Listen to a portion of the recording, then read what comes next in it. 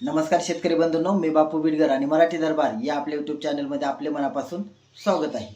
तर बघा, सध्या जे काय ई पीक पाहणी आहे त्याची जी मुदत आहे ती 1 ऑगस्ट 2026 पासून चालू होणार आहे। आता ई पीक पाहणी मध्ये मोठ्या प्रमाणामध्ये आपण बदल देखील झालेले पाहत आहोत। आता याच्यामध्ये नेमके काय बदल झालेले आहेत, तर पहिला मोठा हा बदल आहे की ई पीक पाहणी जे की पहिले शेतकरी स्तर होता, त्यानंतर सहाय्यक स्तर होता आणि त्यानंतर तलाठ्याकडे ते अप्रूव्हला जात होतं। परंतु आता या खरीप हंगामापासून ई पीक पाहणी ही फक्त सहाय्यकाच्या माध्यमातून केली जाणार आहे। कोणत्याही शेतकऱ्यांना वैयक्तिक स्तरावरती आपली ई पीक पाहणी आता करता येणार नाही। त्याच्यामुळे तुमचे जो कोण गावाचा सहाय्यक असेल तर तो सहाय्यक तुमची ई पीक पाहणी करणार आहे।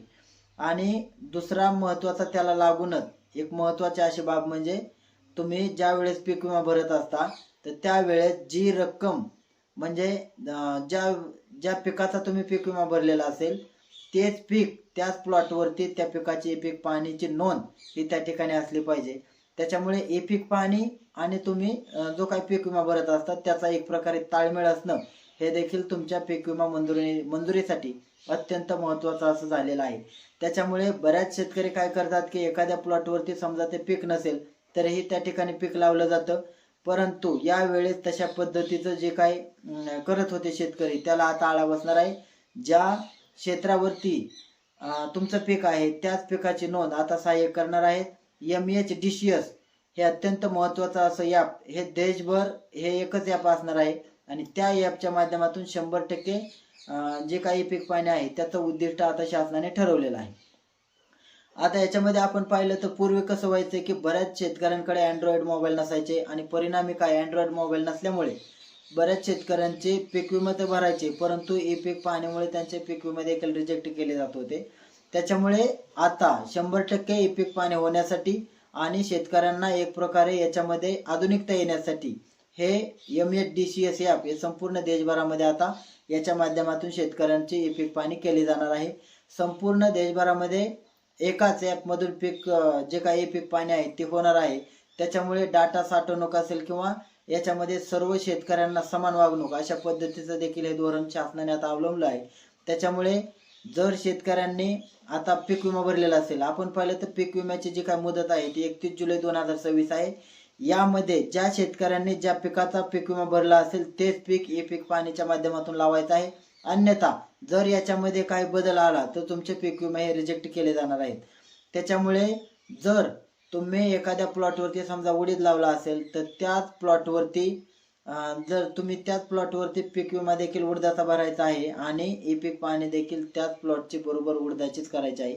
त्याच्यामुळे जो काही याच्यामध्ये बऱ्याच मोठ्या प्रमाणात घोळ होत होते त्याला देखील आता एक प्रकारे आळा बसणार आहे।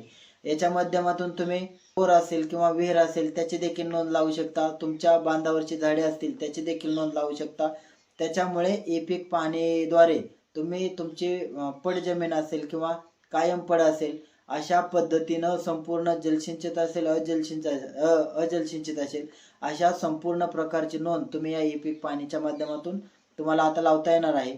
त्याच्यामुळे शेतकऱ्यांनी 1 ऑगस्ट 2026 पासून तुमच्या गावामध्ये जो कोण नेमलेला सहाय्यक असेल त्याच्या माध्यमातून आपल्या पिकाची जी काही ई पीक पाहणी असेल ती तात्काळ करून घ्यायची आहे। जर तुम्ही पीक विमा भरलेला असेल तर त्या ठिकाणी एखाद्या शेतकऱ्याचे 2-3 ठिकाणी जमीन असते आणि ज्यावेळेस तुम्ही पीक पाहणी करत असाल त्यावेळेस शक्यतो त्या ठिकाणी त्या पावत्या देखील सोबत ठेवा आणि त्यांचा गट नंबर असेल, ज्या गटावरती जे पीक लावलेलं असेल त्याच पिकाचा तुम्ही या ठिकाणी ई पीक पाहणी करायची आहे। आणि जर समजा त्या ठिकाणी एखाद्या गटावरती किंवा प्लॉटवरती तुम्ही पीक विमा भरलेला असेल परंतु प्रत्यक्षात त्या ठिकाणी दुसरं पीक असेल तर जे ते सहाय्यक असतील ते सध्या तुमच्या जमिनीमध्ये जे पीक आहे त्याचीच नोंद करणार आहेत। हे देखील आता शेतकऱ्यांनी लक्षात ठेवायचं आहे। पूर्वीसारखं जे काही एका क्षेत्रावरचं पीक वेगळं असायचं आणि ई पीक पाहणी वेगळं असायचं अशा पद्धतीचा कारभार देखील आता बंद होणार आहे आणि जिओ टॅगिंगने याचे फोटो निघणार आहेत।